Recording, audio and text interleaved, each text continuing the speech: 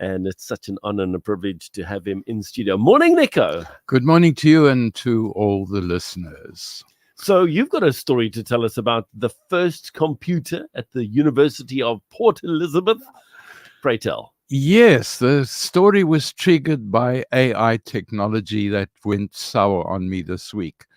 And I began to think of what it was like at university. In my first year, the campus decided to buy a computer. It was the first computer that they had ever bought, and so there was great excitement. The box of the computer was probably the size of your desks from the floor to the computer. Wow. It was a very, very fancy thing, and because we were BCom students, we were going to be exposed to the computer before the rest of the student body. Brilliant. What was that year? What year was that? 1970. Wow. What? 1970. Yeah. And that was one of two computers in that particular city. The other one belonged to Aberdare Cable, and they used theirs to print address labels because they couldn't really do anything else with the computer.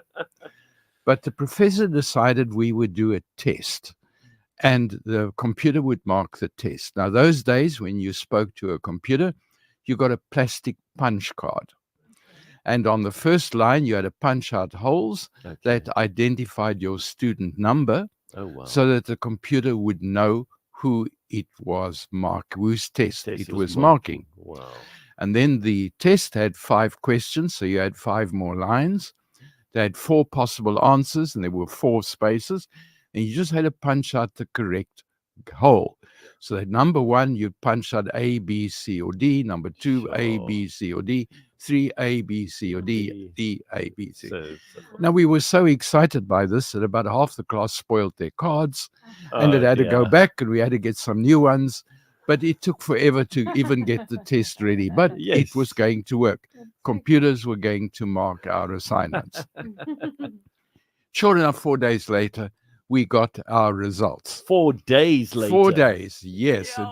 Instant information technology. Wow, look at that. And then I had a young student with me, fellow student, who was actually writing computer programs.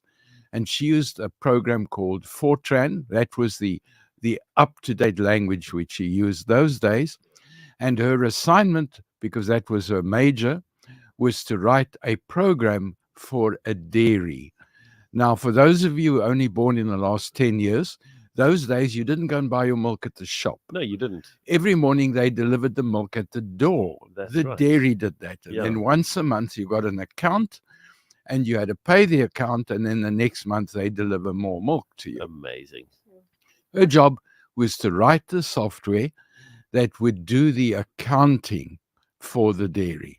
No way. And she got all the things ready. We had a pre-meeting that this computer would behave.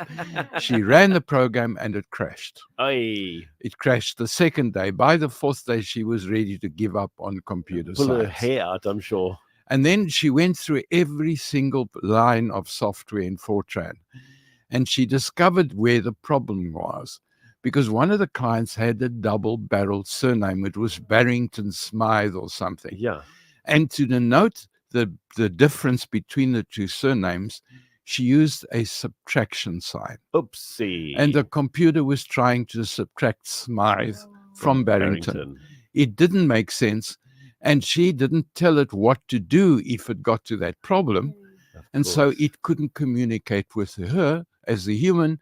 She couldn't communicate with it. And the program stalled until she picked up where the problem was. Wow. So one of the things I learned, that computers are very stupid, but they're very fast. Yeah. And that's where they're going to beat the humans. They're going to be faster. So this past week, my banking app crashed. I phoned the bank and they said simply uninstall the software, reinstall it on your phone, and the phone will tell you what to do. So I did what it had to do, and then it said switch on your camera, and then it took a photograph of my face. I know about And that. I could see while it was doing that, it was scanning It was differently thinking. to what I normally see. Right. Yeah. And it was happy, and then there was a click, and it sent up my photograph. Interesting. And then came the instruction, now smile. So I thought, okay, and I gave it the best smile I could think of. It scanned my face and it wasn't impressed. And so it said, smile, in case I didn't understand. I thought, but I am smiling. What's wrong with you? So it switched off and I went to go and get some help. Now, I don't know about your family, but my family are not very helpful. Ay, ay, ay. Because now they came in and they watched how I was smiling.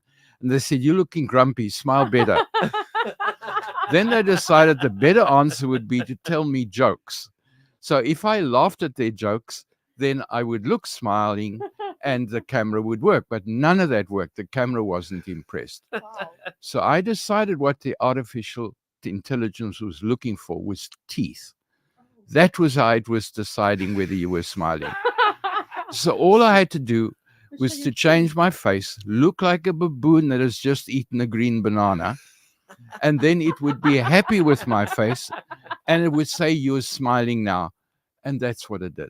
Oh, wow. So we've moved quite a long way, but we're still having difficulty talking to AI in a way. But I'm glad now. I also have a new understanding for people who work as models, because you're working with an idiot sometimes and you've still got to look relaxed. You've got to keep impressing them. Otherwise, they're not going to send you to those exotic destinations. Yeah. So we've made a lot of progress. The new generation are not quite where we came from, and they're making a lot of good things. But we're still going to see problems with AI. We're not yet at that stage where it's going to take over all the jobs that we can do. So there's still hope for us. Yes. And I've learned how to smile For AI's sake. for AI's Just for sake. AI. Thank you. Show the teeth. Nico, really appreciate that, and very good. And it's amazing. It really is amazing how, even in terms of one of the big mobile networks in our country, they've got a bot that you can chat to.